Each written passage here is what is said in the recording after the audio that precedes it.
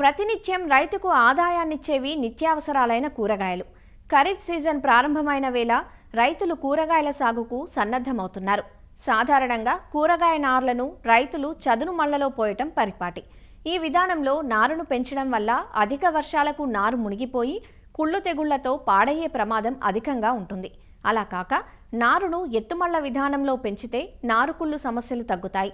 ఇటీవలి కాలంలో ప్రోట్రేలలో నారు పెంపకం రైతుల ఆదరణ పొందుతోంది. అయితే అది కాస్త ఖర్చుతో కూడుకున్నది. సంప్రదాయ పద్ధతికి భిన్నంగా ఎత్తుమళ్లలో నారు పెంపక విధానం గురించి ఆచార్య ఇంజీరంగ వ్యవసాయ విశ్వవిద్యాలయం, శ్రీకాకుళం జిల్లా నైరా వ్యవసాయ కళాశాల విస్తరణ విభాగం అధ్యాపకులు డాక్టర్ డి చిన్నమనాయుడు నుంచి తెలుసుకుందాం. ఈ కూరగాయల పంటలు కొన్ని విత్తనం ద్వారా నేరుగా నాటేటువంటి పంటలు ఎలాగో వేసుకుంటారు. కొన్ని ఏంటంటే నారు ద్వారా నారు పెంచి వేయటం అనేది జరుగుతుంది. టమాటో కానీ, లేకపోతే వంగ కానీ, మిరప కానీ, ఈ క్యాబేజు, కాలీఫ్లవరు ఇలాంటివన్నీ కూడా నారు పోసి నాట్లు వేయాల్సిన అవసరం కాబట్టి నారు పెంచుతుంటారు. కానీ ఎక్కువగాను ఉత్తర కోస్తా జిల్లాల్లో కానీ, శ్రీకాకుళం జిల్లాల్లో ఈ కూరగాయల రైతులు వేసే పద్ధతి ఏంటంటే పల్లెం పద్ధతి. అంటే భూమి మీదే గొప్ప వేసి విత్తనాలు కలిపేసి నారు పెంచుతూ ఉంటారు. సరైనటువంటి దూరం మొక్కకి మొక్క దూరం లేకపోవడం, ఒత్తుగా విత్తనాలు చల్లేయటం, ఈ వర్షాకాలంలో వర్షాలు పడి ఆ పల్లెల్లో నీరు నిలబడిపోవడం వల్ల వేరుకుళ్ళు తెగులు, అదేవిధంగా ఈ నారుకుళ్ళు తెగులు వచ్చి నారు నష్టపోవటం. అదేవిధంగా ఈ హైబ్రిడ్ రకాల తాలూకా విత్తనం ధర ఎక్కువగా ఉంటుంది. మరి ఒక మొక్క పోయిందంటే ₹1.5 నుంచి ₹2 పోయినట్టే. నారు పోవడమే కాకుండా ఈ నారు నష్టపోవడం వల్ల ప్రధాన పంటల్లో సకాలంలో మళ్ళీ వాళ్ళు అనుకున్న కాల పరిమితి ప్రకారం నాట్లు వేసుకోలేదు. దానివల్ల మార్కెటింగ్కి సకాలంలో సరుకు అందించే పరిస్థితి లేదు. దీనివల్ల రైతు నష్టపోవడం అనేది మేము గమనిస్తున్నాము. కాబట్టి రైతులు ఈ పల్లెం పద్ధతి కాకుండా ఎత్తైన నారుమడి పద్ధతి అయినా చేసుకోవాలి, లేదా షేడ్ నెట్లలో ఈ ప్రోట్రేల్ను ఉపయోగించుకొని వాటిలోనే నారు పెంచుకోవాలి. షేడ్ నెట్లలో ప్రోట్రేల్లో పెంచుకునేది కొంచెం ఖర్చుతో కూడుకున్నటువంటి పని. కొంచెం ముందుగానే ఈ షేడ్ నెట్ నిర్మాణం, ఈ ప్రోట్రేల్ అన్నింటిని కొనుక్కోవడం, దానికి మళ్ళీ కోకో పెట్టు, ఇవన్నీ కొంచెం ఖర్చుతో కూడుకున్నట్టు పని. కాబట్టి అది చేయలేకపోయినా రైతులు ఎత్తైన నారుమడిలలో నారు పెంచడం అనేది చేయాలి. ఏమీ లేదు, పల్లెం కాకుండా నారుమడిని కొంచెం ఎత్తు చేసి దాంట్లో నారు పెంచుకునే పద్ధతినే మనం ఎత్తైన నారుమడిలో నారు పెంపకంగా చెప్పుకుంటున్నాం. దీనివల్ల ఏంటంటే ఎత్తైన ప్రాంతంలో చేయడం వల్ల మనకి ఒకటి వర్షం పడినా కానీ నీరు నిలవకుండా ఉండి నారుకుళ్ళు తెగులు వచ్చేటువంటి పరిస్థితి లేదు. ఈ ఎత్తైన నారుమడిలో వరుసల్లో మనం ఈ విత్తనాలు వేస్తాం కాబట్టి వరుసకి మొక్కకి మధ్య కొంత దూరం ఉండి మొక్క ఆరోగ్యంగా పెరగడానికి ఆస్కారం ఉంటుంది. మనం నీరు కట్టాలన్నా నీరు తీయాలనుకున్నా కానీ ఈ నారుమడి చుట్టూ కూడా కాలువలు ఉంటాయి కాబట్టి కాలువల ద్వారా నీరు పెట్టి నారుకి ఎంత తడి కావాలో అంతే పెట్టుకునే అవకాశం ఉంటుంది. వర్షం పడేటప్పుడు అధిక నీరు ఏదైనా ఉంటే ఈ కాలువల్లోకి నీరు వచ్చేస్తుంది. తద్వారా మనం డ్రైనేజ్ అంటాం, మురుగునీటిని కూడా త్వరగా తీసుకునే అవకాశం ఉంటుంది. మనం ఎక్కడైతే నారు పెంచాలని అనుకుంటామో మామూలుగా సాధారణంగా నీటి వసతి ఎక్కడైతే ఉంటుందో దానికి దగ్గరలోనే నారుమడి ఎంపిక చేసుకుంటాం. 1 ఎకరాకి సరిపడా నారు పెంచాలనుకుంటున్నామా, 5 ఎకరాలకి నారు పెంచాలనుకుంటున్నాం, అది రైతు నిర్ణయించుకొని ఈ బెడ్లు నిర్మించుకోవాలి. దీని ఏంటంటే పొలాన్ని బాగా ముందుగా దున్నేస్తాము.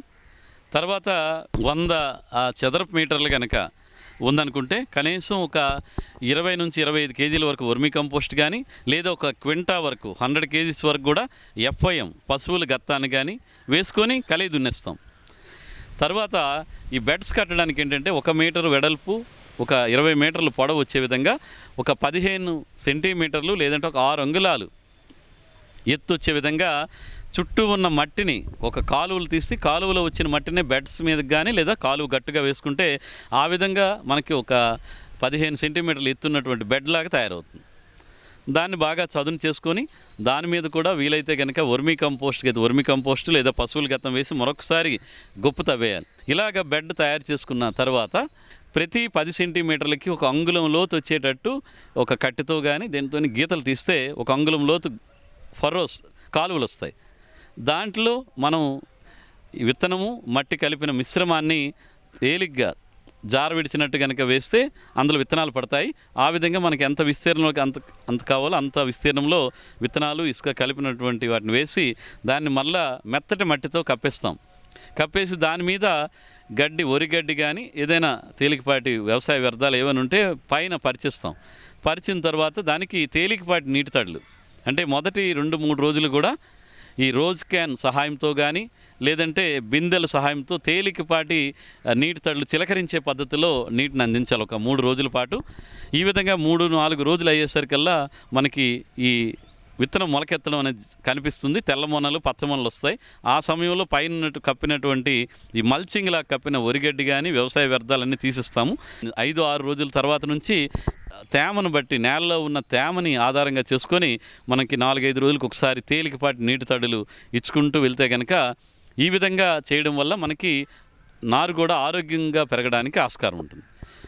అయితే ఇలాగ ఎత్తైన నారుమడిలో దానికి మనకి శిలీంధ్ర తెగుళ్ళు కూడా వచ్చే అవకాశం ఉంటుంది. ఎప్పుడైనా వర్షాలు ఎక్కువగా పడడం, నీరు ఎక్కువగా పెట్టి లేదా నేల ద్వారా వచ్చేటువంటి సంక్రమించే వ్యాధులు వస్తాయి. కాబట్టి దానికి మనం వేసినట్టు 12-15 రోజుల్లో మధ్యలో ఒకసారి COC అంటాం, కాపర్ ఆక్సీక్లోరైడ్ అయినటువంటి శిలీంధ్ర మందుని 3 గ్రాములు 1 లీటర్ నీటికి కలిపి మనం కనుక మొక్క మొదల్లో పడేటట్టు నీటిలో కలిపి చిలకరిస్తే ఆ విధంగా నేల నుంచి వచ్చేటువంటి శిలీంధ్ర తెగుళ్ళు, నారుకుళ్ళు తెగులు కూడా తగ్గడానికి ఆస్కారం ఉంటుంది.